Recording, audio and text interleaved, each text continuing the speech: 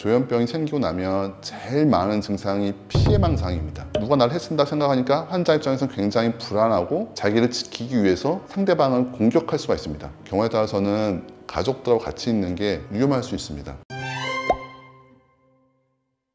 안녕하세요. 네, 안녕하세요. 저는 대한조현병학회 홍보이사 이정성입니다. 서울 아산병원에 이준성 교수님을 모시고 조현병에 대한 궁금증을 다 파헤치는 시간을 가지겠습니다. 아까 재발 말씀도 하셨지만 사실 가족들이 가장 걱정하는 거는 언제 또 재발할지 항상 두려워하시는데 재발을 미리 알 수 있는 방법이 있을까요? 머리 MRI 사진이든 뇌파 검사든 어떤 검사로 이분이 재발을 하는지 병이 발병하는지 알 수 있으면 좋은데 현재로서는 그걸 없다 보니까 환자분이 말씀하시는 말하는 내용, 환자의 어떤 태도의 변화를 보고 이분의 상태를 예측할 수밖에 없습니다.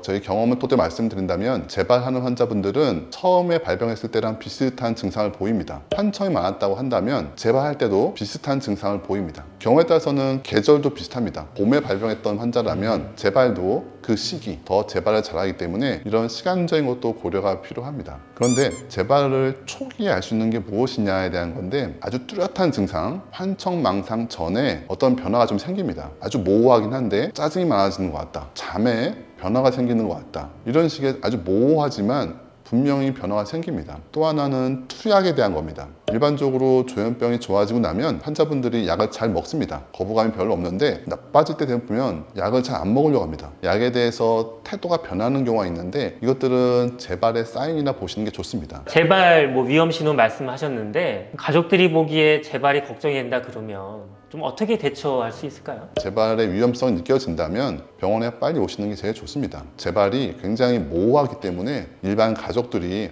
판단하기 어려울 거고 치료가 어떤 상담이나 이런 환경적인 변화보다도 약물이 더 중요하기 때문에 병원에 먼저 오는 것이 좋습니다. 재발해서 많이 심해지고 가족들 보기에 도저히 같이 못 살겠다, 이럴 땐 좀 어떻게 하면 될까요? 조현병이 생기고 나면 제일 많은 증상이 피해망상입니다. 누가 나를 해친다 생각하니까 환자 입장에서는 굉장히 불안하고 자기를 지키기 위해서 상대방을 공격할 수가 있습니다. 경우에 따라서는 가족들하고 같이 있는 게 위험할 수 있습니다. 이런 경우는 전문가의 좀 도움을 받는 게 좋습니다. 조현병인데도 불구하고 가족들이 잘 들어주면 괜찮아, 이런 식으로 접근을 하다 보면 나빠졌고 위험해졌는데 병원에 오지 않고 가족들이 해결하려는 분도 있습니다. 그러다가 사고가 날 수 있고 위험해질 수 있습니다. 이렇게 환자 증상이 나빠지고 위험해진다면 가족들이 혼자 해결하지 마시고 병원에 빨리 오는 게 좋습니다. 어쩔 수 없이 입원해야 될 경우가 있을 것 같은데요. 그건 어떤 경우일까요? 저희도 이제 이런 강제 입원을 잘 안 하려고 합니다. 왜냐하면 환자분한테는 굉장히 큰 스트레스가 되는 거고 당연히 환자분들은 이제 강제 입원했을 때 여러 가지 힘든 일이 있기 때문에 저희도 웬만하면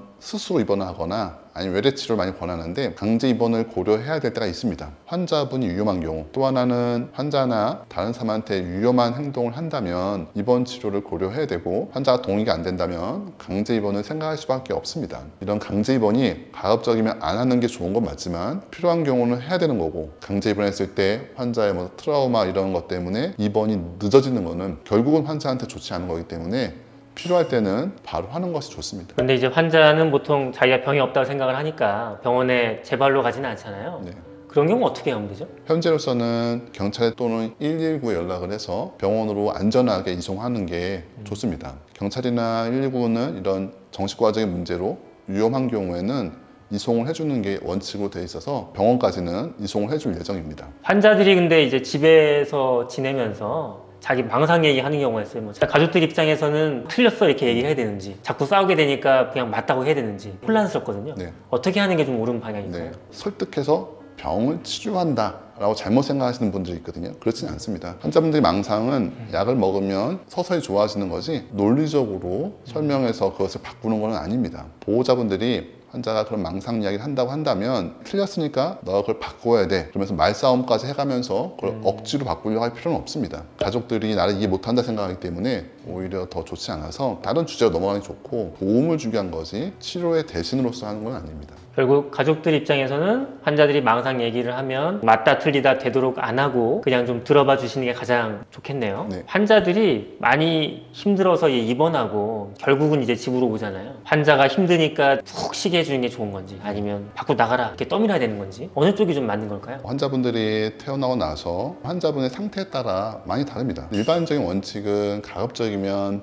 빠른 일상 복귀가 좋습니다. 물론 이제 환자가 아직도 망상이 많이 남아있고 망상 때문에 불안이 많은데 회사 가라, 이건 어려운 일이거든요. 환자분이 어느 정도 준비가 안 되어 있는데 무리해서 그렇게 할 필요는 없습니다. 제가 말씀드리는 일상으로 가급적 빨리 복귀하라는 거는 이것이 절대적이고 꼭 지켜야 되는 치료의 절대적인 건 아닙니다. 그렇게 하는 게 좋은 건 맞지만 저걸 무리해서까지 할 필요는 없다 생각이 되고, 퇴원했다고 해서 증상이 없는 건 아닙니다. 저에 대해서는 단계적으로 하는 게 좋습니다. 처음에는 가족들하고 같이 외식을 한다든지 가족들하고 산책을 한다든지 이런 식으로 단계적으로 접근하는 게 좋고, 그것을 무리해서 과하게 할 필요는 없다고 생각합니다. 환자분 나이가 들면서 이제 나 좀 독립하고 싶다. 그럴 땐 좀 어떻게 하는 게 좋을까요? 근데 저는 그 말을 하는 이유부터 먼저 확인하는 게 좋을 것 같습니다. 왜 독립하고 싶을까? 혹시 부모로부터 독립하려는 이유가 아까 말씀드린 망상 때문일 수 있습니다. 망상에 따른 거라면 당연히 그거는 독립할 수 있는 문제가 아니라 치료가 더 필요한 상황이고요. 조현병 증상이 아니라 독립적인 생활을 원한다고 한다면 고려해 볼 수 있다고 생각합니다. 충분히 환자 의견이 반영이 돼야 되니까 우리가 고려해야 될 것들은 환자분이 독립했을 때 생길 수 있는 위험성이 있습니다. 제일 큰 거는 저는 약이라 생각합니다. 환자분이 독립하면 약을 스스로 먹어야 되는데 잘 안 먹는 경우가 꽤 많습니다. 또 하나는 재발을 해도 증상이 나빠지는지를 눈치를 챌 수가 없습니다. 재발할 때 모호한 증상이 먼저 온다고 말씀드렸는데